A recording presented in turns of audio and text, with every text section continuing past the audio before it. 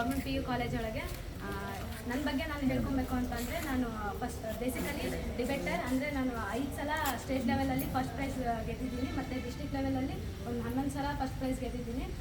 ವಾಲ್ಮೀಕಿ ಜಯಂತಿ ಅಂತ ಹೇಳಬೇಕು ಅಂತಂದರೆ ನಮ್ಮೆಲ್ಲರಿಗೂ ಗೊತ್ತೇ ಇರುತ್ತೆ, ಮಾತೃದೇವೋಭವ ಪಿತೃದೇವೋಭವ ಅಂತ ಎಷ್ಟೋ ಪದಗಳನ್ನ ಬಳಸಿ ನಾವು ಲೆಟರ್ನ ಬರೆಯೋದಾಗಿರಲಿ ಅಥವಾ ಬೇರೆಯವ್ರ ಹತ್ರ ಮಾತಾಡಬೇಕಾದ್ರೆ ಮಾತೃದೇವೋಭವ ಪಿತೃದೇವೋಭವ ಭ್ರಾತೃದೇವೋಭವ ಅಂತ ಎಲ್ಲ ಮಾತುಗಳನ್ನೆಲ್ಲ ತುಂಬ ಚೆನ್ನಾಗಿ ಬಳಸಿ ಮಾತಾಡ್ತಾ ಇರ್ತೀವಿ. ಆದರೆ ಅದ್ರ ಮೀನಿಂಗು ಕೆಲವೊಬ್ರಿಗೆ ಗೊತ್ತಿರುತ್ತೆ, ಇನ್ನು ಕೆಲವೊಬ್ಬರಿಗೆ ಗೊತ್ತಿರಲ್ಲ. ಆ ಪದಗಳೆಲ್ಲ ಮೂಲವಾಗಿ ಹುಟ್ಕೊಂಡಿದ್ದು ರಾಮಾಯಣದಿಂದ ಅಂತ ಹೇಳಿದ್ರೆ ತಪ್ಪಾಗಲ್ಲ. ಇವತ್ತು ವಾಲ್ಮೀಕಿ ಜಯಂತಿ ಆಗಿರೋದ್ರಿಂದ ನಾನು ರಾಮಾಯಣದ ಬಗ್ಗೆ ಹೆಚ್ಚಾಗಿ ಮಾತಾಡೋದಕ್ಕೆ ಇಷ್ಟಪಡ್ತೀನಿ.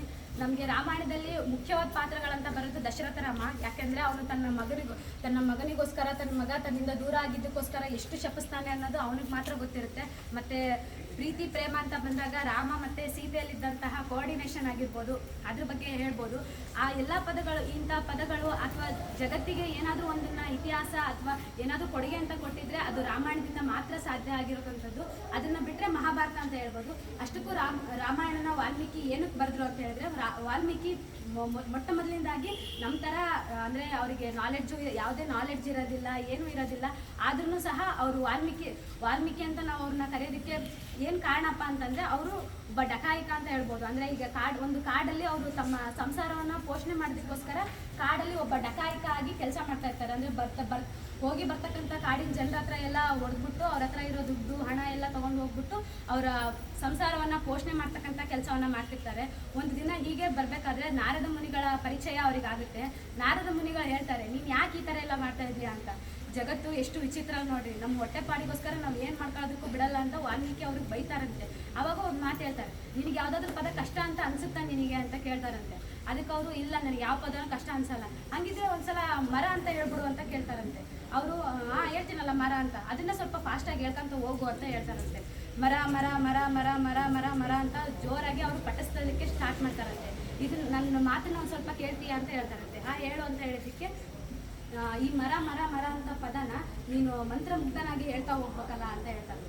ಹೇಳ್ತೀನಿ ಅಂತ ಹೇಳ್ಬಿಟ್ಟು ವಾಲ್ಮೀಕಿ ಮಹರ್ಷಿಗಳು ಒಂದು ಮರದ ಕೆಳಗಡೆ ಕೂತ್ಕೊಂಡ್ಬಿಟ್ಟು ಮರ ಮರ ಮರ ಮರ ಮರ ಮರ ಅಂತ ಜೋರಾಗಿ ಪಠಿಸ್ತಾ ಇರ್ತಾರಂತೆ. ಆ ಪಠಣೆ ಇಡೀ ಕಾಡಿನ ಸುತ್ತ ಹಬ್ಬಿರುತ್ತಂತೆ.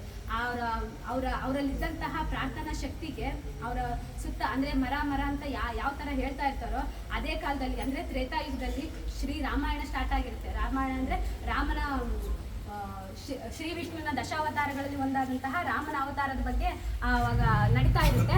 ಆಗ ರಾಮ ರಾಮ ಅಂತ ಅವ್ರು ಮರ ಮರ ಅಂತ ಹೇಳ್ತಾ ಇರೋದು ರಾಮ ರಾಮ ಅಂತ ಹೇಳ್ತಾ ಇರೋವಾಗ ಅವರಿಗೆ ಪಠಿಸ್ತಾ ಇರೋ ಥರ ಕಾಣಿಸುತ್ತೆ. ಆಗ ರಾಮ ರಾಮ ಅಂತ ಹೇಳ್ಬೇಕಾದ್ರೆ ಅವರ ಮೈ ತುಂಬ ಉದ್ದ ಬೆಳೆದಿರುತ್ತೆ. ಅಂದರೆ ಅವ್ರ ಮೈ ತುಂಬ ಬೆಳೆದಿರೋಂಥ ಉದ್ದ ಏನನ್ನ ನಮಗೆ ಇಂಡಿಕೇಟ್ ಮಾಡುತ್ತೆ ಅಂತ ಹೇಳಿದ್ರೆ ಅವರಲ್ಲಿದ್ದಂತಹ ದೈವ ಭಕ್ತಿಯನ್ನ ಇಂಡಿಕೇಟ್ ಮಾಡುತ್ತೆ. ಆ ಗೆದ್ದಲಿನ ಅಂದರೆ ಅವರ ಮೂಲ ಹೆಸರು ಏನಂತ ಗೊತ್ತಿಲ್ಲ, ಆದರೆ ಅವರ ಹೆಸರನ್ನ ಮಾತ್ರ ಅವರ ಮೇಲೆ ಬೆಳೆದಂತಹ ಗೆದ್ದಲನ್ನ ಆಧಾರದ ಮೇಲೆ ಅವರಿಗೆ ವಾಲ್ಮೀಕಿ ಮಹರ್ಷಿ ಅಂತ ಹೆಸರಿಡ್ತಾರೆ. ಮುಂದೆ ಆ ವಾಲ್ಮೀಕಿ ಮಹರ್ಷಿಗೆ ಬ್ರಹ್ಮದೇವನ ಒಂದು ಪರಿಚಯ ಆಗುತ್ತೆ. ಅಂದರೆ ಬ್ರಹ್ಮದೇವ ಅವರಿಗೆ ಪ್ರತ್ಯಕ್ಷ ಆಗ್ತಾರೆ. ಪ್ರತ್ಯಕ್ಷ ಆಗ್ಬಿಟ್ಟು ಹೇಳ್ತಾರೆ, ರಾಮಾಯಣನ ಬರಿ ಅಂತ, ನಿನ್ನಿಂದಾನೇ ರಾಮಾಯಣಕ್ಕೆ ಯಾವುದಾದ್ರೂ ಒಂದು ಸ್ಫೂರ್ತಿ ಸಿಗಬೇಕು, ನೀನೇ ರಾಮಾಯಣನ ಬರೀಬೇಕು, ಸೃಷ್ಟಿ ಮಾಡಬೇಕು ಅಂತ ಹೇಳ್ಬಿಡ್ತಾರೆ. ಆಗ ಅವರು ರಾಮಾಯಣನ ಬರೀಲಿಕ್ಕೆ ಸ್ಟಾರ್ಟ್ ಮಾಡ್ತಾರೆ ಅಂತ ಹೇಳ್ಬೋದು. ಮತ್ತೆ ನಿಮಗೆ ಇನ್ನೊಂದು ವಿಷಯ ಗೊತ್ತಿರ್ಬೋದು ಅಥವಾ ಗೊತ್ತಿಲ್ಲದೇನೆ ಇರ್ಬೋದು, ಲವಕುಶರ ಗುರುಗಳು ಸಹ ವಾಲ್ಮೀಕಿ ಮಹರ್ಷಿ ಆಗಿದ್ರು. ಹಾಗೆಯೇ ಸೀತಾಮಾತೆ ಯಾವಾಗ ಲಕ್ಷ್ಮಣ ಬಂದು ಅವ್ರನ್ನ ಕಾಡಿಗೆ ಬಿಟ್ಟು ಹೋದ್ಮೇಲೆ ಆ ಸೀತಾಮಾತೆ ಕೂಡ ವಾಲ್ಮೀಕಿಯ ಋಷಿಗಳ ಆಶ್ರಮದಲ್ಲಿ ಆಶ್ರಯವನ್ನು ಪಡೆದಿರ್ತಾರೆ.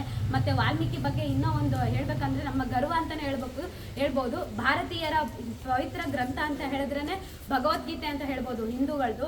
ಅದನ್ನು ಬಿಟ್ಟರೆ ನಾವು ಮೊಟ್ಟ ಮೊದಲನೇದಾಗಿ ಹೆಸರು ತಗೊಳ್ಳೋದೇ ರಾಮಾಯಣ. ಆ ರಾಮಾಯಣದಲ್ಲಿ 24,000 ಶ್ಲೋಕಗಳನ್ನು ಬರೆದಿದ್ದು ನಮ್ಮ ವಾಲ್ಮೀಕಿ ಅಂತ ಹೇಳ್ತಾ ನನ್ನ ಪುಟ್ಟ ಭಾಷಣವನ್ನು ಮುಗಿಸುತ್ತಿದ್ದೇನೆ. ನಾನೇನಾದರೂ ತಪ್ಪು ಹೇಳಿದ್ರೆ ಕ್ಷಮಿಸಬೇಡಿ. Thank you. ನಿಜವಾಗ್ಲೂ ಈ ದಿನ ಅನಿತಾ ಬಹಳ ಚೆನ್ನಾಗಿ ತಿಳ್ಕೊಂಡು ಬಹಳ ಚೆನ್ನಾಗಿ ಮಾತಾಡಿದ್ದಾಳೆ. ನಿನಗೆ ಅಭಿನಂದನೆಗಳು.